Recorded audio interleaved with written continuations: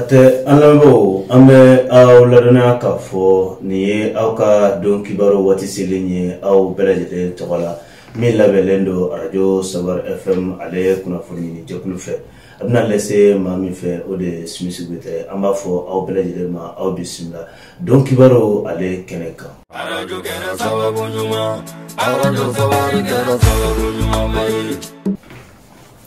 anga kuna foni folawla ame awladana ka fo mi be talike do kerengela nu ye journée internationale ye muso to ala do feratike to mi be anga jamana ko na wole ko irma international olu ye anyama ya ka beni sibrido mi ni ale kunye marshalo kletan ane fly samba fla ane mwa akela yoro ko folna o de skado ka fo essence frère mbe nu ye station yara wali ikado ka fo ale grefe areda erela ela ka fo ni kenen kon ka mi be telke irma international ale jamanyama nu ye Sheikh Sidi Mohamed Touré ale kumbe akaneka fukata se aka jamaka fo bela jalema ko kon kara bunya ani karama ka beni sibrido ere nu ye marshalo kletan ani fly samba fla ani mwa arajo kena sababu nyuma arajo Sabar kena sababu nyuma mai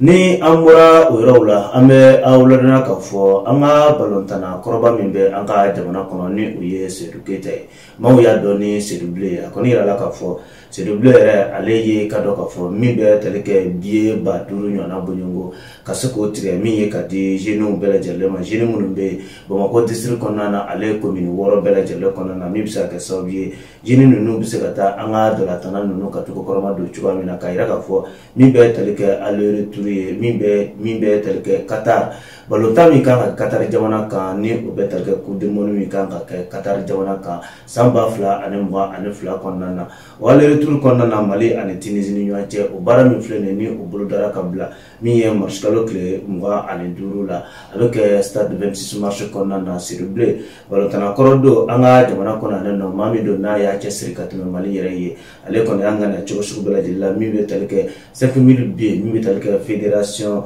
malienne de football ka se ka di chifu manu ye jena kawye nu ye kado bie baduru nyona bunyumura Bamako district ale ko mi woro bela jede konana seri kon ya chesri ka ira ka fo mi kon ye dala ta ko kon ye atina to ko ne ko folen gonna arajo kena sababu nyuma arajo Sabar kena sababu nyuma mai alors ame awladana ka fo alsa feretke to mbe anka jamana konana ni obe talike pare nana mi be telga chibre drame aleka ko tiritonya akoni rala ka fo ulu fana kelendo ka akli jabo do blessing ka mi be telga reflection mi so ka sabiye anka jamana be gelan kono watu ko fole nu kono obiseka bo ni gelan nu kono chuka nu ye sortie de crise di Mali e ka do obiseka bo gelan nu kono chuka ko fole mina kono rala ka fo mi ye pare na kon ye aye reflection do blessing ka nu ye akli jabo misa ka sabiye Mali be gelan kono na Mali biseka bo akono chuka ko fole mina mi be telga sur ce 22 septembre ani ni sama ka bo kono ka sani parnare ale ka akla kuma bo yi ka sani Mali gelan kono nay arajo kena sababu nyuma arajo Sabar kena sababu nyuma mai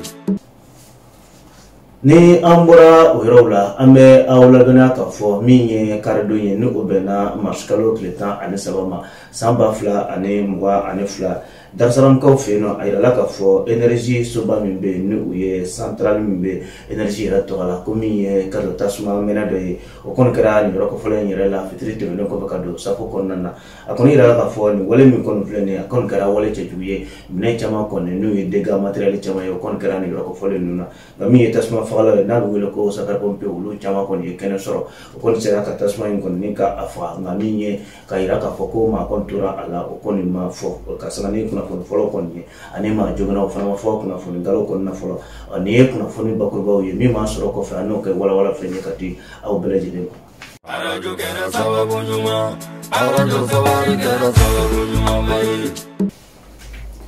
ni ambura urawla ame awladana ka fo ka sanani anga jamana ya kono ko la halawiye ani murtani che kono ko la halawiye minye ministre mbe ni o nyeshinendo anga administration territoriale décentralisation no ye porte-parole du gouvernement no ye colonel Abdoulaye Maigaye aleka lettre au CFA ka sangani lettre ya aymi blasenka ka beni marshalo traitant ane sabaye samba fla ane mwa ane fla kuna era ka fwa ka sebe fra no konna na ka sangani muso twala kalo era no ye marsho konna min bɛ tali kɛ ministre kofɔlen min bɛ ni ale bɛ Moritani jamana kan ale min n'a ye sɛbɛnfura kɔni ta ka ɲɛsin an ka lasigiden bɛ Moritani jamana kɔni kan Nouakchott a kɔni yirala k'a fɔ min bɛ tali kɛ Moritani jamakulu min bɛ ni olu kɔni ɲamatunna an ka jamana kɔnɔ yan fanfɛlaw la o kɔni yira k'a fɔ ni jamakulu kofɔlen min filɛ nin ye ni u ɲamatunna a kɔrɔfɔ in bɛɛ lajɛlen tun bɛ boli o kan min ye sɛbɛnfura kɔni ye tuma min na an ka lasigiden min bɛ Nouakchott jamana kan ale ye kunnafoniw sɔrɔ waati min na min ye an ka président n'u ye Donald Trump fanga président n'u ye colonel Assimi Goïta ale kɔni ye fɛɛrɛ bɛɛ lajɛlen tigɛ maa kofɔlen min bɛ yen nɔ ni u ye Mohamed Ould Cheikh Al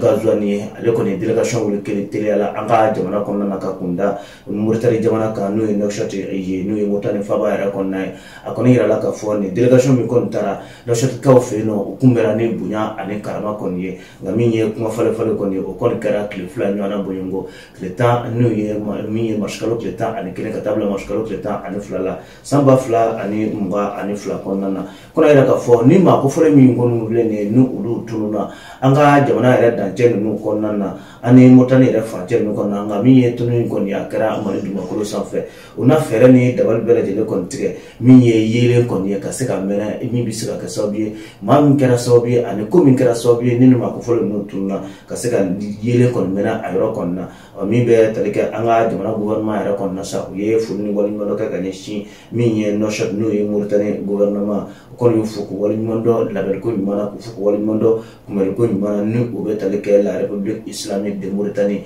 o kɔni y'u fo k'u waleɲuman dɔn u ye an ka délégation bisimila cogoya min na Moritani jamana kɔni kan délégation yɛrɛ kɔni sɛbɛkɔrɔ nisɔndiyara kɔnɔ yira k'a fɔ balimayaw ani sinjiyaw o kɔni tɛmɛna u ni ɲɔgɔn cɛ kosɛbɛ nka min bɛ tali kɛ maa kofɔlen minnu bɛ yen nɔ ni olu kɔni ɲamatunna an ka jamana kɔnɔna na ni u ye Mali dugumakolo sanfɛ dancɛ ninnu kɔnɔna na fɛɛrɛ ni dabali bɛɛ lajɛlen kɔni latigɛ commission dɔ kɔni sigira sen kan min bɛ se ka kɛ sababu ye ka yeelen minɛ nin maa kofɔlen ninnu u taa yɔrɔ bɛ se ka dɔn cogoya min na ani sababu min kɛra sababu ye ni o tununna kɔrɔfɔ fanbaw kɔni bolila o kan tile 2 ɲɔgɔnna bɔɲɔgɔnko Nouakchott ka dɔn n'o ye Moritani jamana kan ye. Radio kɛra sababu ɲuman radio Safari kɛra sababu ɲuman bayi. Ni an bɔra o yɔrɔw la an bɛ aw ladɔnniya k'a fɔ min ye kunnafoni bakurubaw ye olu bɛ taa n'an ye jamana kɔkanko kibaruyaw la Irisi jamana kan yirala k'a fɔ min ye ka dɔ subahana kɛlɛ min bɛ Irisiw yɛrɛ ani Ukraine ni ɲɔgɔn cɛ maa yirala k'a fɔ maa minnu bɛ yen n'u ta jɔ maa 10,600 ɲɔgɔnna bɔɲɔgɔnko la olu kɔni y'a yira k'a fɔ min ye olu nata fara i ka dɔn k'a fɔ Irisi lakana sabatibaw kan min bɛ tali ka se k'u dɛmɛ min bɛ tali kɛ ka se ka Ukraine ni ka a kɛlɛ ka sababuya kɛ min ye Moscou kaw fɛ yen nɔ min ye jamana min bɛ yen n'o ye arabu jamana ninnu ye ni an bɛ a wele ko min ye pays du Moyen-Orient olu kɔni y'a yira k'a fɔ arabu jamana ninnu kɔnɔ na fɛɛrɛ ni dabali bɛɛ lajɛlen tigɛ Irisi lakana sabatibaw ka se k'u dɛmɛ ni u ye maa 10,600 ɲɔgɔnna bɔɲɔgɔnko 16,000 i ka dɔn k'a fɔ volontaire minnu y'a yira k'a fɔ u bɛna Irisi la kɔni dɛmɛ cogo sugu bɛɛ lajɛlen la ka se ka o dɛmɛ ka kɛlɛ kɔni na Irisi ministre min bɛ yen ni ale ɲɛsinnen don lakana ko ma n'o ye ministre de la défense ye i ka dɔn jumadon ale ye nin dantigɛlen ninnu kɛ Irisi jamana kɔni kan. Radio kɛra sababu ɲuman radio Safari kɛra sababu ɲuman bayi. Ni an bɔra o yɔrɔw la an bɛ aw ladɔnniya Gabon jamana kan kunnafoni bɛ taa n'an ye ni u ye dɔn kibaru kunnafoni ye ale bɛ taa n'an ye Gabon jamana kɔni kan Gabon président ni u ye Ali Bongo ye a kɔni yirala k'a fɔ ko a ye kunnafoni dɔ bila sen kan n'u ye annonce dɔ k'a yira k'a fɔ min ye kalafili nata ye o min kan ka kɛ san 2023 kɔnɔna na ko ale na kɛ cɛbɔ ye o cɛbɔ min filɛ nin ye o bɛna kɛ a tako sabanan yɛrɛ kɔni ye n'u ye san 7 ka dɔn k'a fɔ cɛbɔ ye ko na bɛna kɛ a tako sabanan yɛrɛ kɔni ye i ka dɔn min ye Gabon jamana kɔni kan ni o ye Ali Bongo kɔni yɛrɛ k'a fɔ sigana tɛ a la a na kɛ i ka dɔn k'a fɔ n'a kɛ siɲɛ sabanan kɔni ye ka min ye a kan bɔ i ka dɔn kalafili la kalafili min bɛ yen ni a bolo dara san 2023 kɔnɔna na 2023 kalafili ko Ali Bongo ni u ye Gabon président kɔni ye ko a bɛna kɛ cɛbɔ ye o kɔrɔfɔw fana sigira sen kan ka sanga ni bɔlɔlɔw ye. Radio kɛra sababu ɲuman radio Safari kɛra sababu ɲuman bayi. An filɛbagaw an lamɛnbagaw an b'a aw ladɔnniya k'a fɔ ni de bɛ danse kɛ an ka bi don kibaru sɔrɔlaw na min labɛnna radio Savar FM ale kunnafoni ɲini jɛkulu fɛ 91 na kunnafɛn 7 sanfɛla la an bɛ dugawu kɛ ɲɔgɔn ye a k'an bɛn diɲɛ o waati wɛrɛ.